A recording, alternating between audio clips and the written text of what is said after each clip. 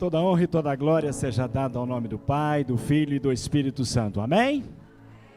Está fraco, amém? Nós estamos felizes de estarmos aqui mais uma vez. E esse TDAH não é só do pastor Severino, não, é de muitos aqui, viu? Amém? Mas vamos rapidamente àquilo que nós viemos fazer aqui nessa noite, a ministrar sobre algo muito importante. Há muito tempo algumas pessoas têm me pedido, já durante esse decorrer de tempo que nós voltamos a morar aqui no Espírito Santo, que já vão para 6 anos, 5 para 6 anos, em outubro. E a última vez que eu ministrei sobre isso aqui foi antes de eu ir embora para o Sul, em 2016, se eu não me engano. Então faz muito tempo que nós não falamos sobre fim dos tempos, sobre essa questão escatológica.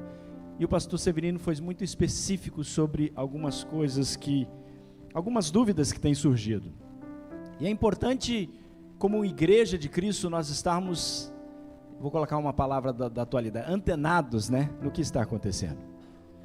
E uma das grandes coisas que a gente tem percebido no meio cristão é que, de alguma forma, de alguma maneira, o diabo tem incutido na mente das pessoas que Israel não tem importância, que Israel não faz parte, que Israel...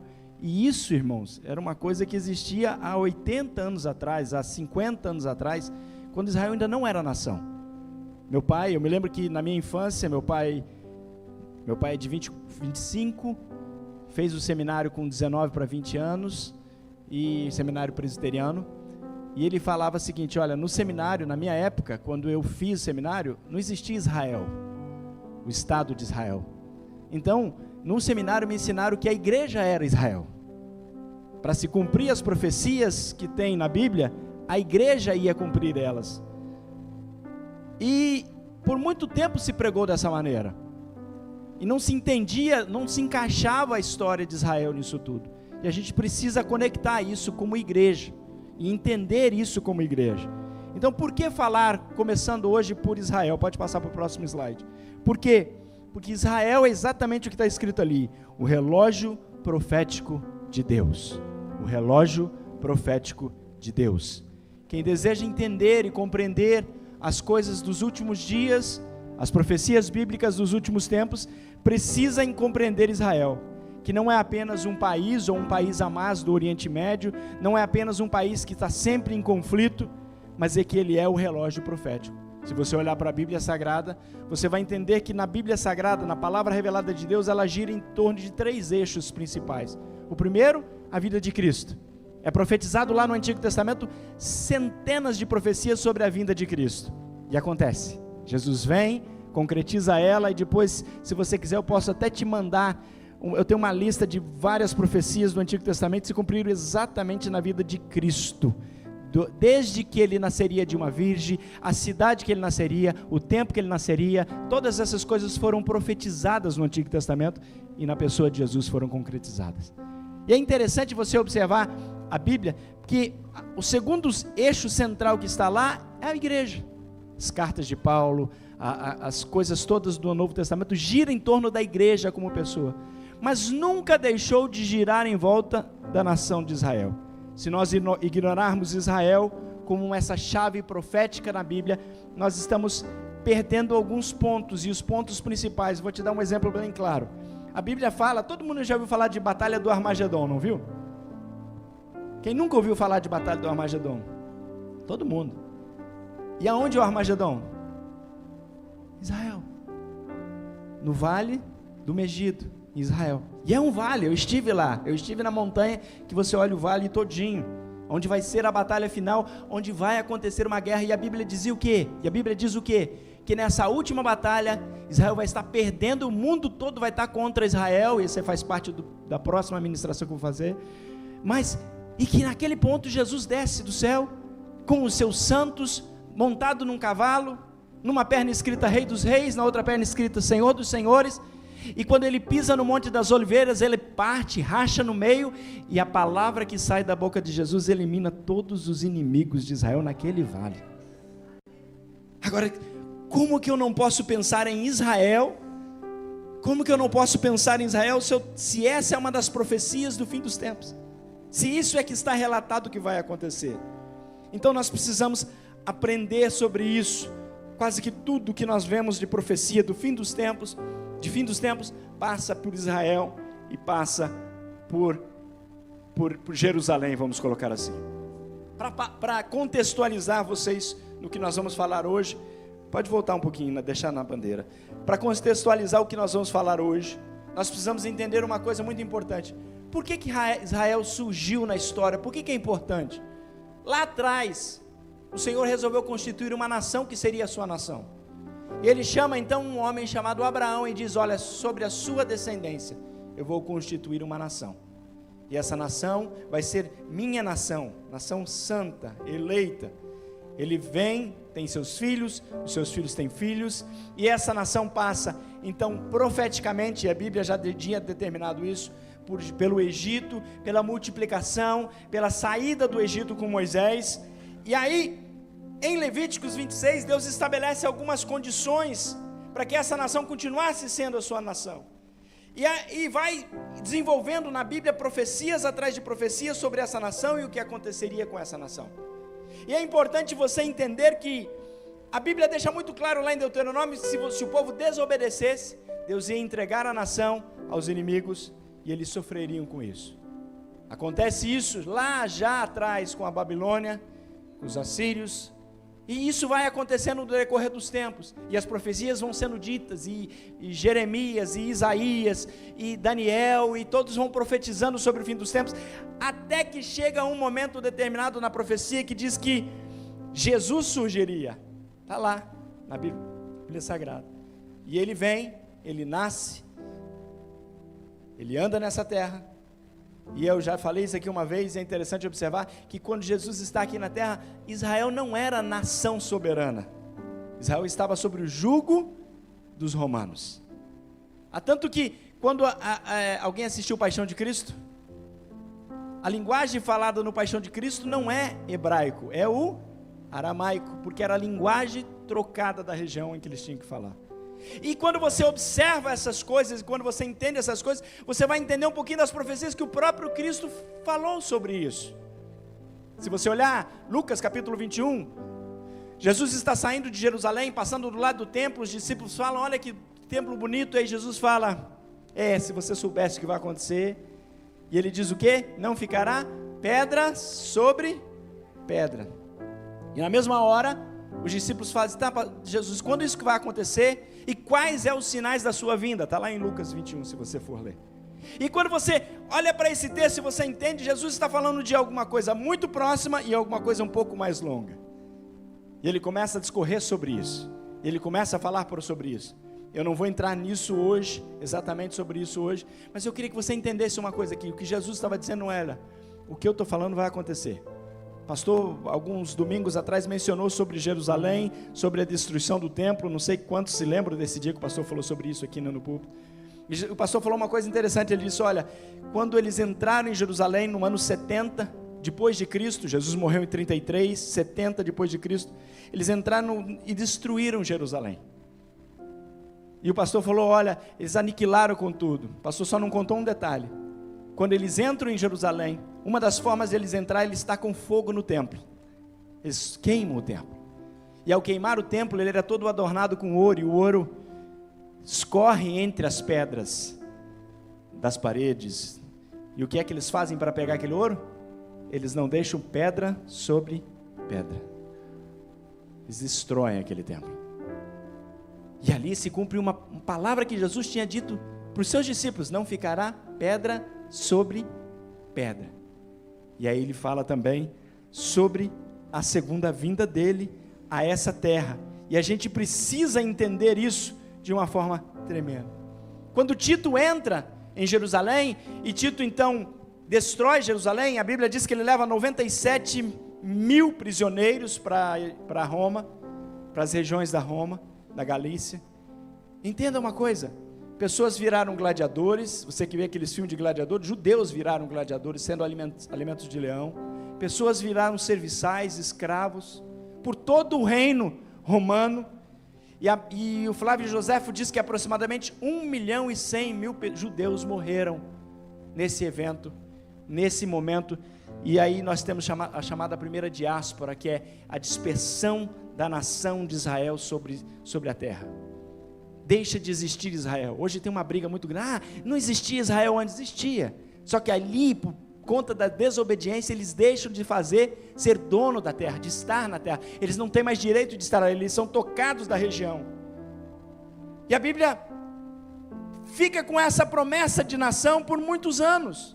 Se você parar para pensar, nós estamos falando aí no ano 70 depois de Cristo. Passaram-se vários e vários anos e nada acontece, mas deixa eu te dizer uma coisa: quando Deus te faz uma promessa, pode passar os anos, pode passar o tempo, pode passar a hora, mas Ele não esquece da promessa.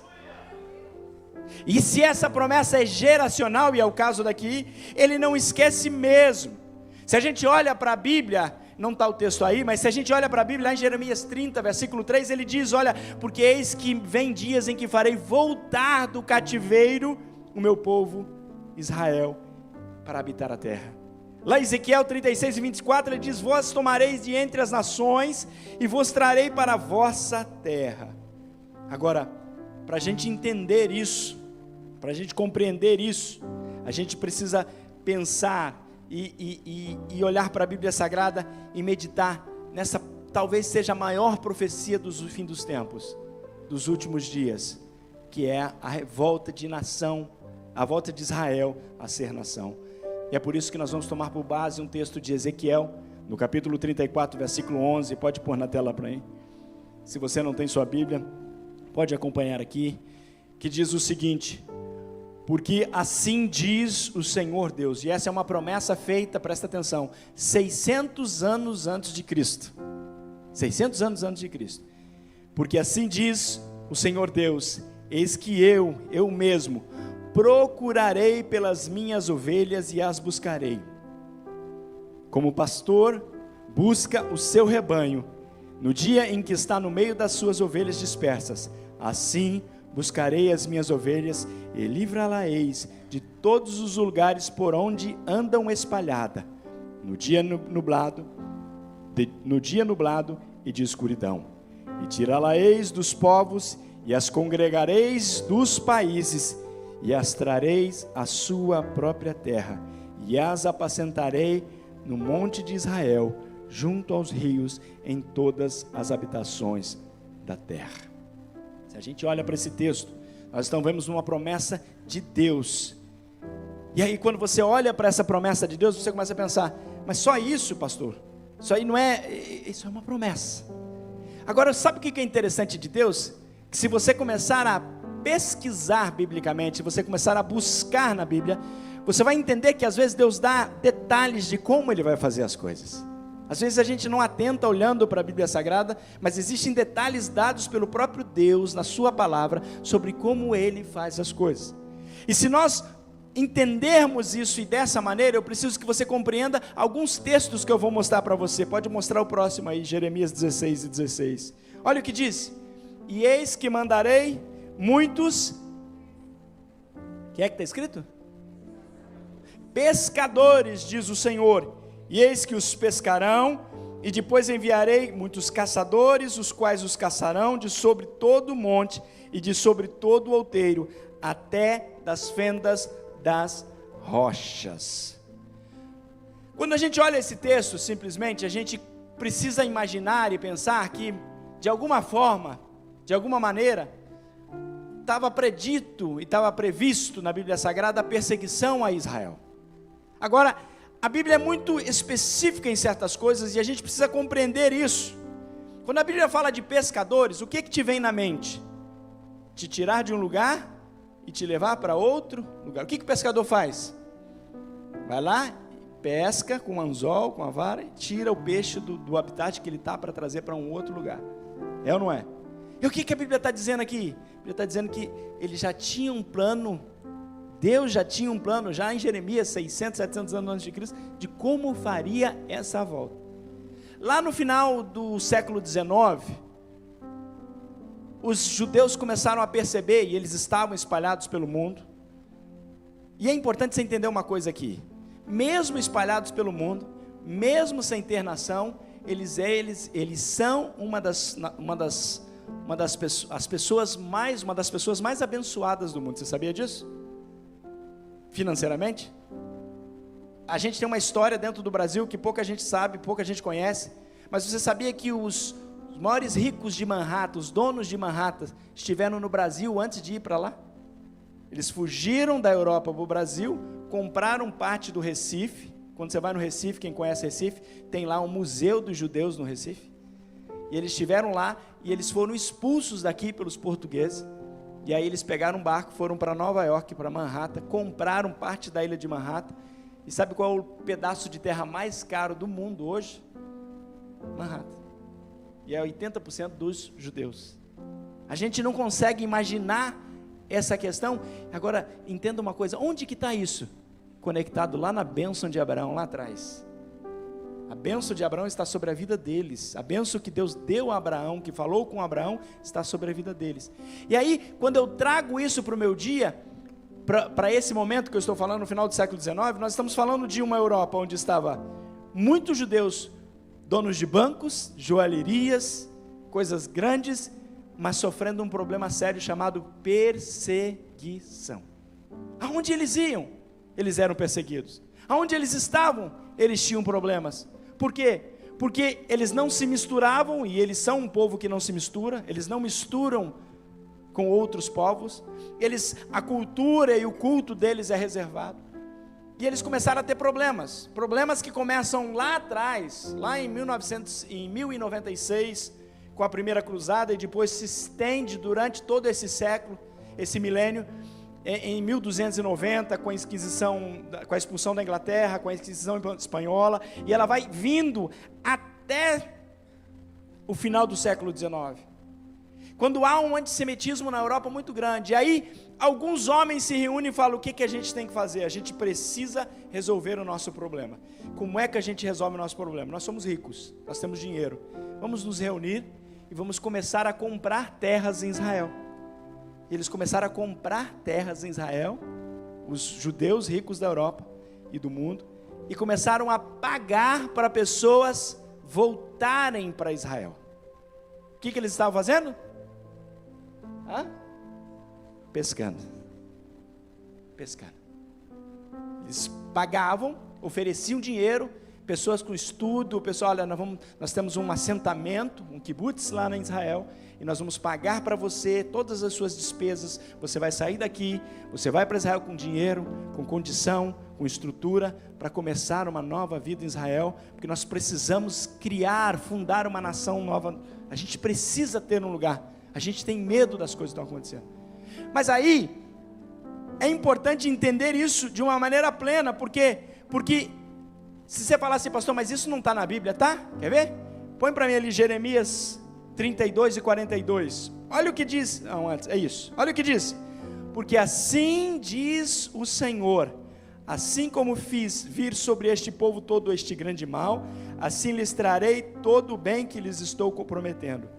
Comprar-se-ão, olha o que fala: comprar-se-ão campos nessa terra, do qual vós dizeis está deserta, sem homens, nem animais, está entregue nas mãos dos caldeus.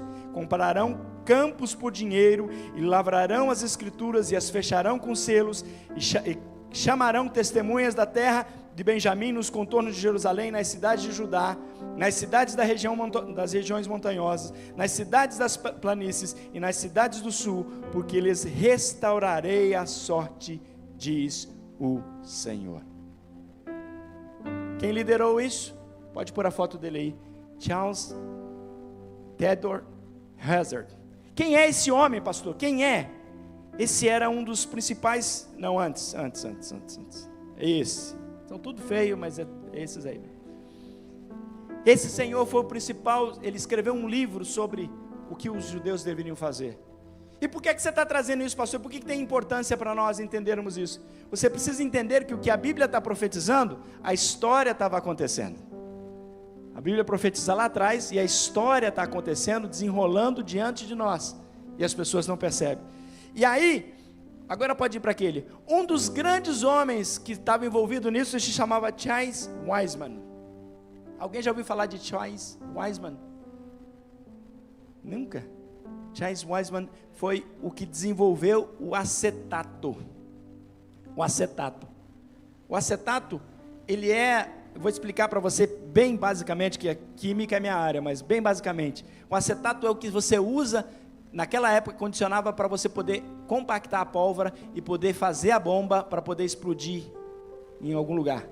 Se você não tivesse o acetato, você tinha problema, que a hora que você compactava a pólvora, ela explodia. E o que é que ele faz? Ele desenvolve isso na Primeira Guerra Mundial. Ele é judeu. Desenvolve isso na Primeira Guerra Mundial. A Inglaterra descobre que ele descobriu isso, que ele sabe fazer isso. Chega para ele e fala assim: olha, dá para nós essa invenção e a gente te dá milhares de dinheiro. A gente paga para você essa invenção. Sabe o que ele fala para o governo, para o rei da Inglaterra, para o governo inglês? Ele fala assim: não, eu não quero dinheiro. Eu só quero uma coisa. Eu quero que você prometa que vai devolver Israel para o seu povo. Isso está na história. Isso é o Tratado de Belfar. E quando eles fazem esse tratado, e quando a Inglaterra promete isso, ele entrega então essa fórmula. A Inglaterra consegue então, através desse invento, dessa invenção, ganhar a guerra, passar à frente na guerra, e ele se torna então, ele tem na mão aquela declaração de Belfort, que foi de 2 de novembro de 1917, e ele tem aquilo na sua mão, ele diz: olha, agora a gente pode voltar a ser nação. Aí sabe a história do faraó no Egito? É a mesma coisa. A Inglaterra fala assim: não, eu falei que ia te dar, mas eu não posso te dar, porque eu vou ter problema.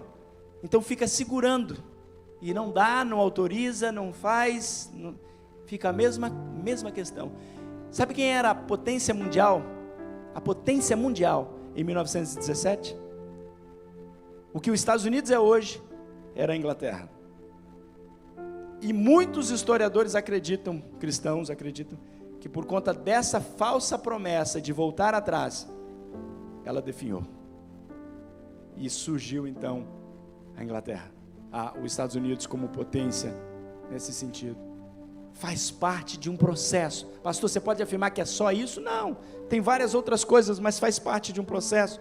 E aí, é interessante você observar que eu não tenho muito tempo, porque a hora está indo embora, mas não parece ser coincidência que o texto de Ezequiel 37:7 fala será que esses corpos poderiam, esses ossos poderiam ser restabelecidos? O que é que ele fala?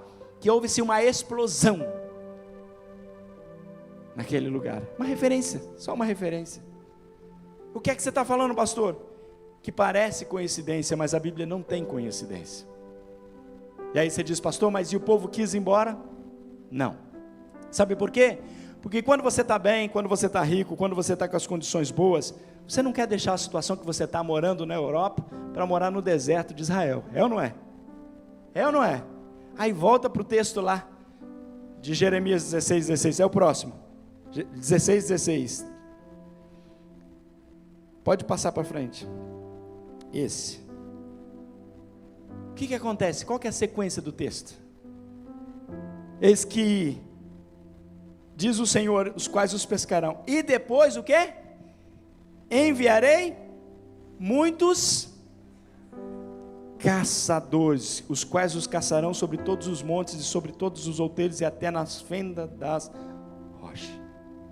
Se você olha para esse texto, só passando lendo por ele, você talvez não assimile um negócio aqui que tem escrito aqui. Mas 1933 ascende ao poder na Alemanha, talvez um dos maiores perseguidores do povo. Pode passar a próxima foto. Um dos maiores perseguidores do povo de Israel.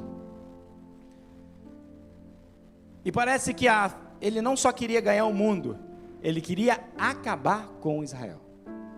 Era o propósito da vida desse Senhor, acabar com Israel.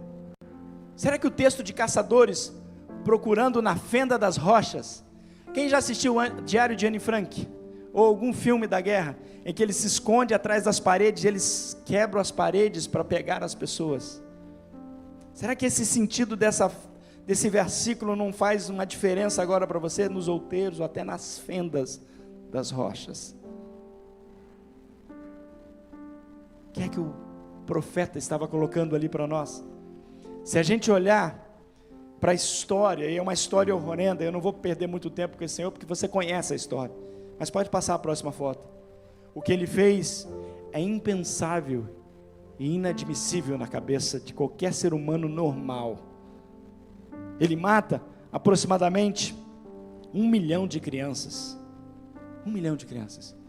Ele mata mais de 2 milhões de mulheres e mais de 3 milhões de homens judeus em campos de concentração. Ele cria uma máquina de matar rápido. Por quê? Porque ele quer eliminar os judeus da face da terra. Ele quer acabar com os judeus. E a gente precisa entender, biblicamente falando, que ao mesmo tempo que ele está sendo mal, estava profetizado. Estava lá. Deus tinha deixado, olha, vocês não vão querer vir por bem pelos pescadores, e os caçadores vão ter que vir atrás de vocês. Todos os judeus praticamente da Europa são deslocados. E a Bíblia fala sobre isso em outro texto também. Coloca para mim Amós 4, 2 e 3. E o Senhor Jeová jurou pela sua santidade que virão sobre vós dias em que vos levarão com ganchos e as vossas relíquias com anzóis. Sairei pelas brechas, cada qual em frente de si, e sereis lançados para Hermon, diz Jeová. E naquele momento os judeus, então, eles despertam. No meio da Segunda Guerra Mundial, para o final da Segunda Guerra Mundial, eles despertam e eles percebem que eles nunca mais estariam seguros em lugar nenhum. Nenhum. Eles precisavam ter uma nação. E aí começou a se discutir, então, para onde vamos levar? E cogitou-se, a ONU cogitou inclusive de levar eles para o Sudão, uma região da África que tinha um espaço lá, um deserto que eles podiam comprar e eles podiam estabelecer, e o povo batia o pé e dizia: não, Deus disse que a nossa terra era aqui, não é na África. Tanto que, se você olhar para a história, lá em 48, 47, tinham aproximadamente 650 mil judeus já morando em Israel. 650 mil judeus, e eles residiam em 305 cidades, que dessas 236 tinham sido compradas pelos sionistas, aqueles que se reuniram para comprar. E a Bíblia, a história nos diz que eles começaram a se unir e dizer: nós precisamos resolver o nosso problema, nós precisamos fazer isso acontecer, nós precisamos voltar a ser nação. E é interessante que até como isso aconteceria, a Bíblia menciona. Põe para mim o próximo texto de Isaías 66, essa aí mesmo. Quem jamais ouviu tal coisa, quem viu coisa semelhante, pode acaso nascer uma terra num só dia, ou nascer uma nação de uma só vez? Pois Sião, antes que lhe viesse as dores, deu à luz seu filho. Põe a próxima para mim. Não, isso.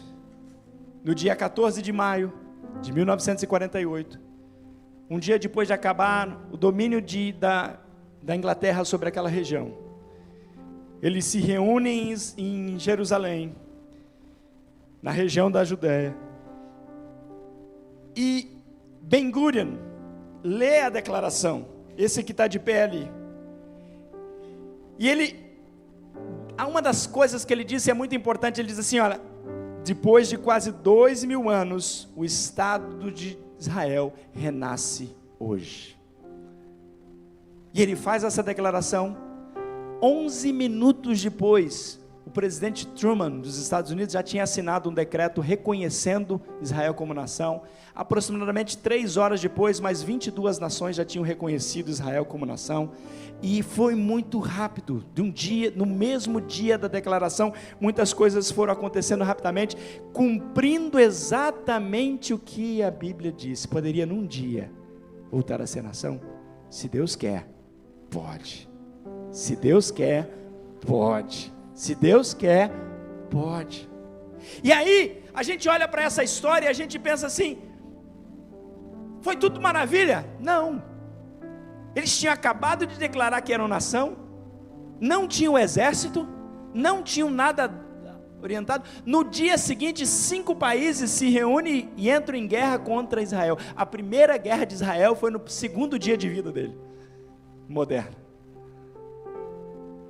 Egito, Síria, Arábia, Jordânia, essas nações em volta se reuniram e falaram: não vamos deixar isso acontecer, não vamos deixar. E eles entram em guerra. E entendam uma coisa, foi uma guerra um pouquinho extensa, demorou um pouquinho, mas Israel sem arma, sem exército, sem nada organizado, ganhou essa guerra.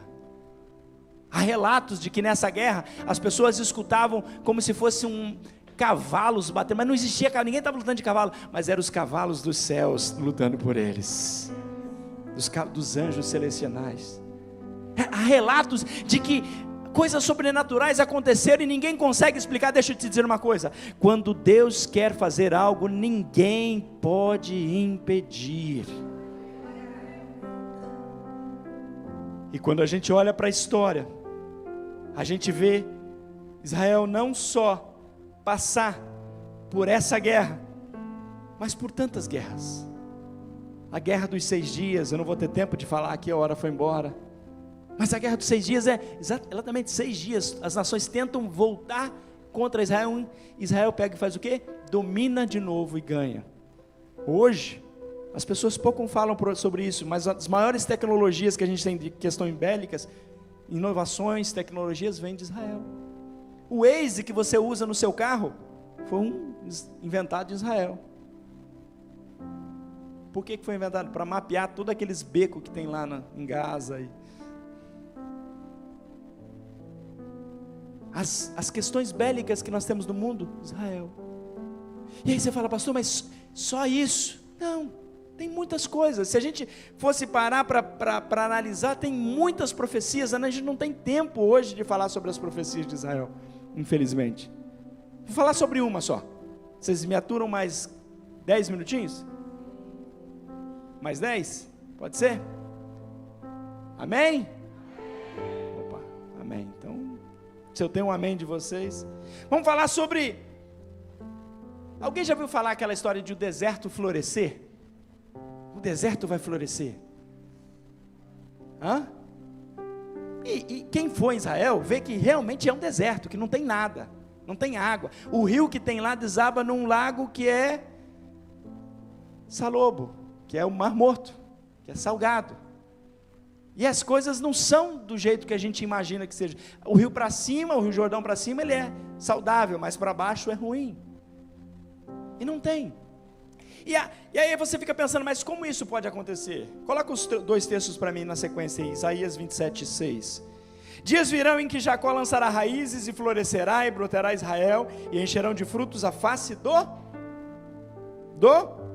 mundo. O deserto e o lugar solitário se alegrarão disto, e o ermo exultará e florescerá como a rosa abundantemente florescerá, e também jubilará de alegria e cantará. Toda a história de Israel, ela é conectada de algum momento, em alguma situação interessante e inusitada. Eu queria falar um pouquinho sobre Simcha Blas. Alguém já ouviu falar de Simcha Blas? Anota aí, depois pesquisa sobre ele. Ele era um engenheiro, um inventor, ele se formou na Inglaterra.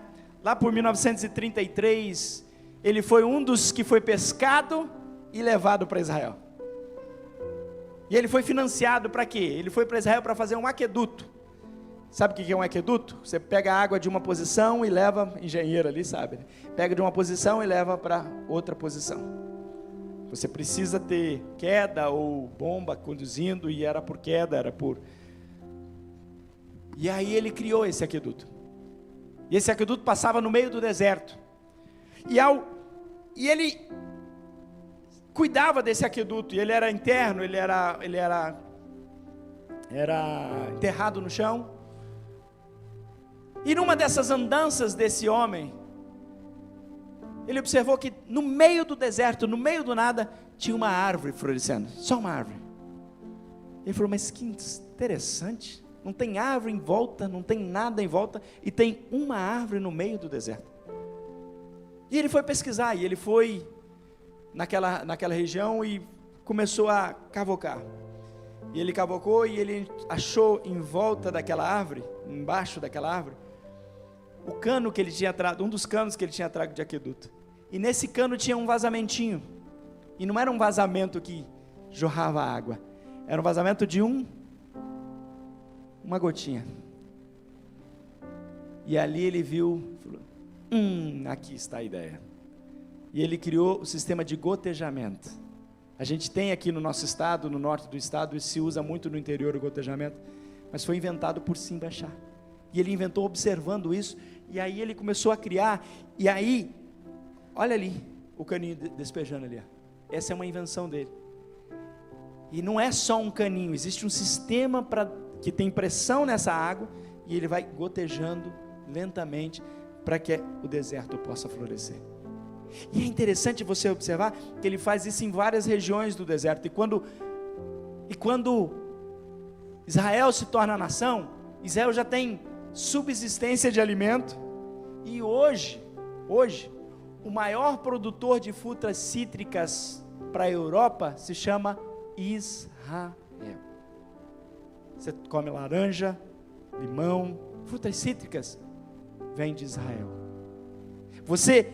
Um dos grandes produtores de flores, lembra o versículo falando sobre rosas? Um dos grandes produtores de flores do mundo é Israel, e é produzida no meio do deserto, seja em estufas como essa, seja aberta como essa, com um sistema de irrigação. E aí você olha e fala assim, mas isso estava na Bíblia? Estava. Deus tinha profetizado lá atrás, dizendo, olha, eu vou fazer isso acontecer, eu vou fazer isso virar uma realidade. E só mais uma, rapidinho, para nós encerrarmos. Eu estou indo rápido, irmãos, rápido. Nós vamos pular das línguas. Eu ia falar sobre a língua do hebraico, mas nós vamos falar sobre a do retorno da Etiópia. Pode pular essa, não dá tempo da gente falar sobre isso, depois a gente fala. Da além dos rios da Etiópia, meus zelosos adoradores que constituem a filha dos meus dispersos, me trarão sacrifícios. Sofomia 3:10, próximo versículo.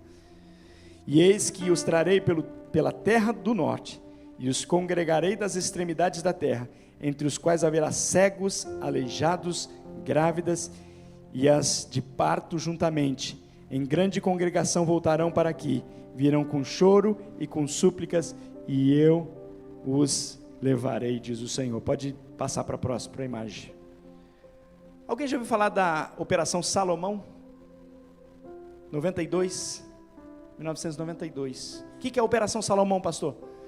Mudou o regime na África, onde o povo estava, na Etiópia, na região da Etiópia, e aí precisava se resgatar os judeus que lá estavam, porque o ditador que subiu falou, vou matar todo mundo. Tinha aproximadamente 36 mil judeus morando naquele lugar. E aí o governo, e ele deu 24 horas, as pessoas correram para o aeroporto, e ele deu 24 horas para tirar todas aquelas pessoas de lá. E aí o governo de Israel pegou aviões comerciais, esse é um jato 747, um avião, um super avião, arrancou todos os bancos de dentro do avião. Nessa operação foram 34 aviões, voando sem escala, direto, para tirar essas pessoas de lá. E para você que gosta de história, é nessa operação que tem o recorde de mais pessoas voando junto.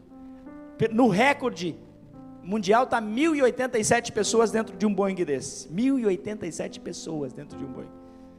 Mas a história, não a história oficial, diz que era 1.122. E tinha mais 2. Sabe por quê? Porque nesse voo, quando estava chegando em Israel, está vendo aquela imagem de fora, de baixo ali? Grávidas deram à luz a filhos, assim como estava escrito no livro de Isaías. E aí você fala, pastor, mas tem isso na Bíblia? Tem. Se você olhar, e eu não tenho o texto ali agora, mas se você olhar em Isaías 68, ele fala sobre voltar voando. Ali fala sobre norte. Quando você lê a reportagem sobre esse resgate, eles não podiam passar por cima da região do Egito, eles tinham que dar uma volta, subir e vir do norte, descendo para Israel, por causa da guerra. Até nisso a Bíblia diz.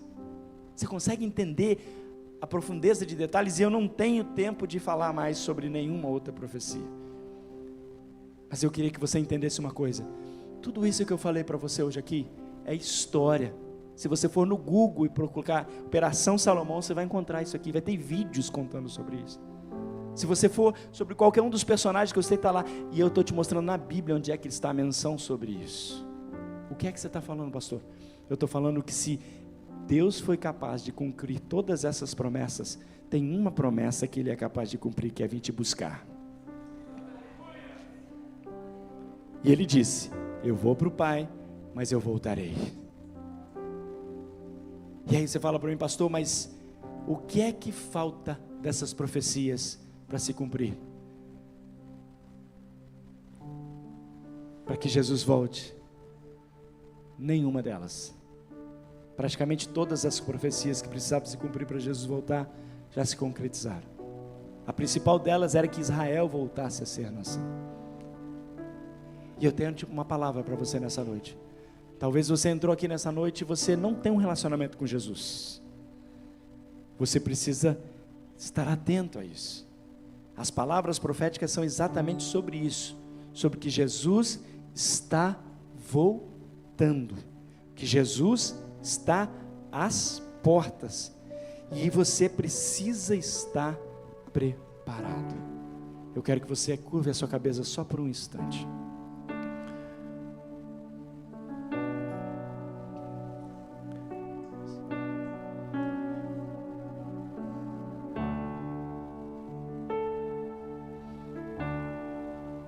Pastor, eu já conheci Jesus. Se Jesus voltar hoje, eu não estou bem com Ele, eu tenho uma segunda chance? Domingo que vem eu vou falar um pouquinho sobre isso. Pastor, como é que vai ser o arrebatamento, pastor? Domingo que vem eu vou falar sobre isso. Pastor, o que inicia a tribulação?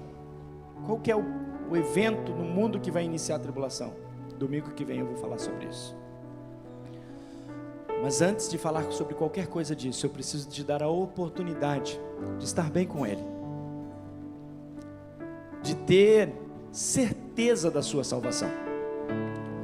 Porque a gente só pode ter certeza da salvação se o Espírito Santo de Deus habitar em nós. É Ele que nos dá essa certeza, é o Espírito Santo. Então nesse momento eu quero te dar a oportunidade de falar com Ele e buscar essa certeza, se você não tem. Eu queria que a igreja se colocasse de pé por um instante, e nós vamos fazer uma oração conjunta. Eu quero que você me ajude a orar.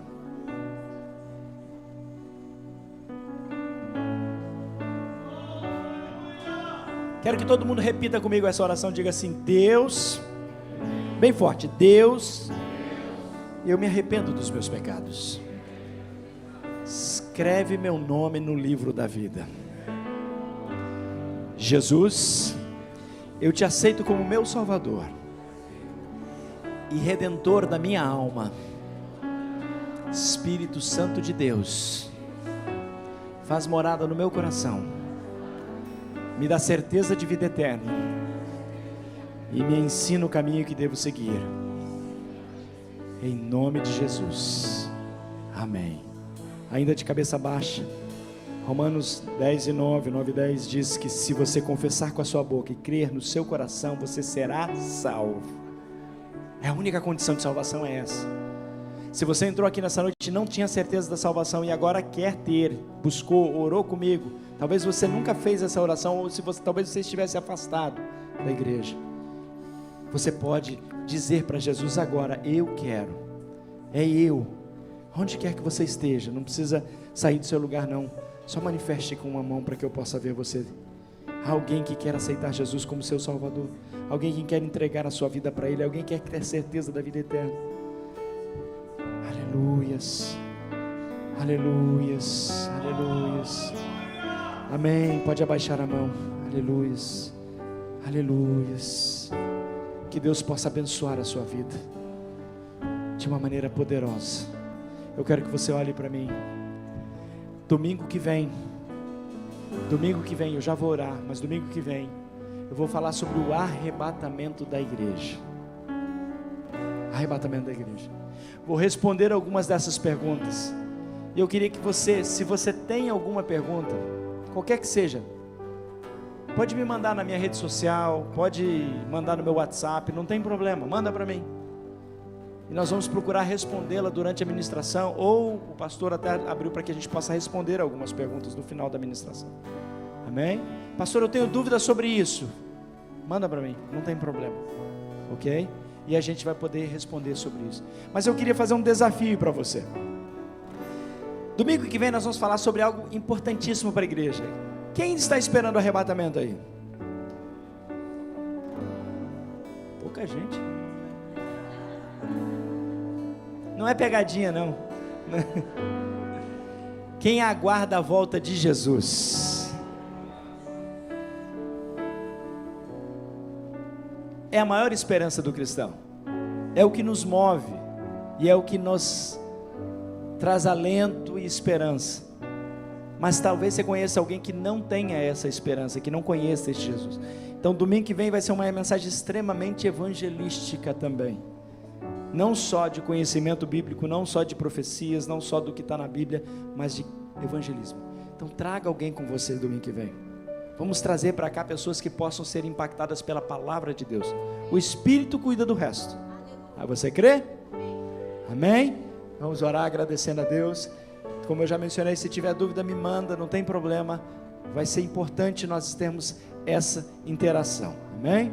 Pai, nós te agradecemos, ó Pai, porque a tua palavra foi ministrada. Sela em nossos corações e em nossa mente a sua palavra, para que possamos viver, ó Pai, de uma maneira tremenda as suas promessas em nós. Mais do que isso, Senhor, que possamos ser impactados pelo viver contigo e o aprender cada dia mais da sua palavra. Ajuda-nos a entender os seus propósitos em nossas vidas, em nome de Jesus. Amém. Amém. Dá uma salva de palmas para Jesus.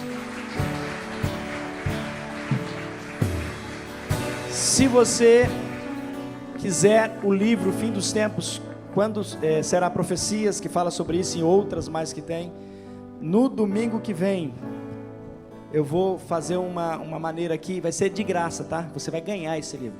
Você vai trabalhar comigo num propósito aí específico. Provavelmente eu vou divulgar durante essa semana a ministração alguma ministração que nós fizemos hoje, alguma parte da ministração. Se você compartilhar esse vídeo nas suas redes sociais, e me manda você vai me marcar eu lá automaticamente, eu vou te mandar o link para você baixar o livro Fim dos Tempos, quando será a profecia sobre Israel. De graça, não tem custo nenhum para você. Amém? E aí você vai estar mais atualizado. Tudo que eu ministrei aqui, mais um pouco, tem nesse livro. Você vai ser abençoado por Deus. Amém? Pastora Andréia. Graça e paz, nós já estamos encerrando nosso culto. Foi uma alegria servir e celebrar o Senhor junto com você. Nós vamos orar encerrando, mas antes de encerrar, eu quero orar por você, que talvez chegou aqui hoje, e você chegou com um coração com uma necessidade. Você trouxe uma necessidade. Talvez você tenha alguém na sua casa, na sua família, dos seus amigos, que está passando por um momento de enfermidade, um momento difícil. E você, quando chegou aqui, lembrou dessa pessoa. Eu quero orar por você. Eu não quero que você saia daqui sem perceber a esperança que é Jesus agindo no meio dessa situação. Porque Ele é o Deus que está presente. Essa tarde eu falei com ele, o Senhor é o Deus que está presente, porque eu sei, o Senhor disse que estaria conosco todos os dias até a consumação. Então eu sei que o Senhor está presente. E eu quero que você vá embora tendo a convicção de que o Senhor está presente contigo. E se você tem uma situação que você precisa da intervenção de Jesus, coloque a mão no seu coração, porque eu quero orar por você antes de você ir embora, em nome de Jesus. Pai bendito, nós louvamos o teu nome nessa noite, celebramos o nome do Senhor aqui, cantamos louvores ao Senhor aqui, ceiamos com o Senhor aqui, ouvimos a Tua palavra, entendemos sobre o que o Senhor nos fala através dela, e nessa hora nós colocamos diante do Senhor a nossa necessidade. Muitas vezes, Senhor, ela não é nem nossa, ela é de um familiar, ela é de um amigo, ela é de alguém do trabalho, ela é de alguém que a gente conhece. Às vezes ela é uma enfermidade no corpo, às vezes ela é uma enfermidade na alma, às vezes ela é uma questão financeira, onde o Senhor precisa intervir. Deus, tantas são as nossas necessidades, mas o que nos importa é que o Senhor é o Deus que um dia acalmou a tempestade e colocou escrito no livro que nós temos como instrumento de vida. O Senhor é o mesmo, o Senhor não mudou, e é em Teu nome que eu peço nessa noite, em nome de Jesus, em nome de Jesus, Pai, em nome de Jesus, ser com cada um que tem uma necessidade nessa noite, que nós possamos ver o Senhor, assim como Pedro olhou, viu o Senhor e foi ao seu encontro, sem temer, sem vacilar. Nós queremos ver o Senhor no meio disso que nós temos como necessidade, em nome de Jesus. Obrigada, Deus, por essa noite, obrigada por esse tempo de louvor e adoração. Leva-nos em paz para os nossos lares, nos dê uma semana, Deus, onde o Senhor seja visto por nós, uma semana de milagres, em nome de Jesus, de sobrenatural. E dizemos que o amor de Deus, a graça salvadora do nosso Senhor Jesus Cristo, a doce comunhão e consolação do Espírito de Deus, seja com cada um de nós, desde agora e para todo sempre. Amém. Que o Senhor te abençoe, em nome de Jesus.